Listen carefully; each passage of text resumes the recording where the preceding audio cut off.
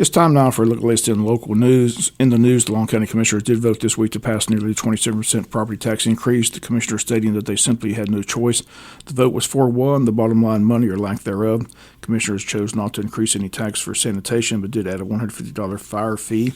Commissioner James Kraft says he hates that this has happened, but he says ultimately the Commissioners' hands were tied to pull the county out of a hole that it had been tossed into.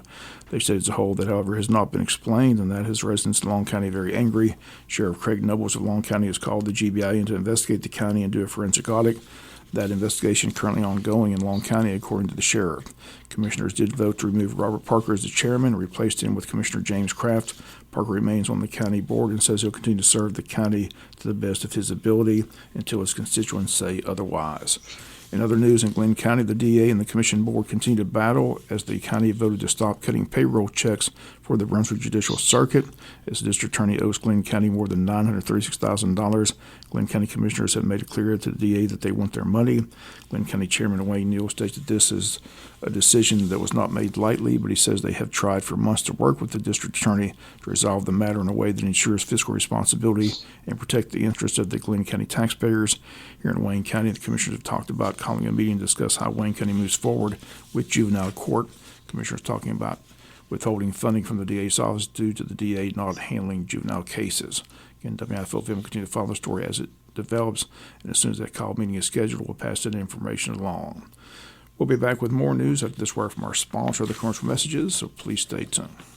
In other news, the Wayne County Board of Education met Tuesday for a work session. On the agenda and advisory committee is the Board of Education interested in forming a committee to help them with capital improvement projects such as the building of the new ag facility and the new ROTC facility. This past Tuesday, the board discussed the committee, and interim school superintendent Jana Collins asked the board how soon they want to form the committee. Board members Todd Wise and Carrie Arbor said the sooner the better. Each board member will appoint one person to that committee, so it'll be a 5-member committee. This committee is expected to be announced at their next regular school board meeting. A week from today, the Historic Strand Cinema is celebrating its 100-year birthday, and it's going to take place in downtown Jesup on Friday, September 20th, beginning at 6 p.m., and everyone is invited to attend. MC for the evening will be Sean O'Quinn. Opening remarks from Congressman Buddy Carter. They'll have a night of singing and dancing. Wayne County's Got Talent winner Bailey Bryant will be performing. Again, it's a night of music and dancing. Also performing will be Stacy Blanton and the Dallas Rogers Band. A 25 time capsule is going to be sealed. There's going to be a classic car show and several special presentations, all taking place next Friday. Again, it's the 100th birthday of the Historic Strand Cinema. Party takes place Friday, September 20th in downtown Jesup. And once again, everyone is invited to attend. We'll be back with some final news notes after this word from our sponsor, the commercial messages, so please stay tuned. Final notes in the news. Again, the general election is right around the corner, less than 52 days from today. The election is going to be held on Tuesday, November 5th. The last day to register to vote for the general election is Monday, October the 7th. Check your registration status, change your name or address, find your polling place, and view a sample ballot. They ask that you please visit the My Voter page. If you're not registered to vote, you can complete the online voter registration form with a valid Georgia driver's license, or you can download and complete the voter registration form and return it to the registrar's office. You can also fill out a voter registration card at the registrar's office in the downtown courthouse.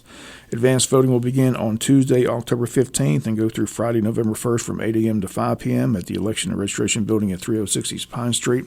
There'll be 2 mandatory Saturday votings on October 19th and October 26th. The time on Saturday will be from 9 a.m. to 5 p.m. Please be sure to have your government-issued ID to vote at advanced voting. If you have any questions or concerns, contact the registrar's office at 912-427-5950. And finally, in the news, again, a couple of dogs have been missing since Saturday from the Odom area. And again, one has a cable hooked to them, and both have collars. They're beautiful animals, both friendly. One has a tear duct problem and is scheduled for surgery. Both are dark red, last seen in the Odom area near Carlos Road. If anyone has seen the 2 red bones, I ask that you call Ronnie Copeland at 912-294-6814 or Pam Burke at 912-202-9432. Once again, 2 red bones, both have collars, both dark red and very friendly. Last seen around the Odom area. Again, if anyone knows where the animals are, simply call Ronnie Copeland at 912-294-6814 or Pam Burke at 912-202-9432.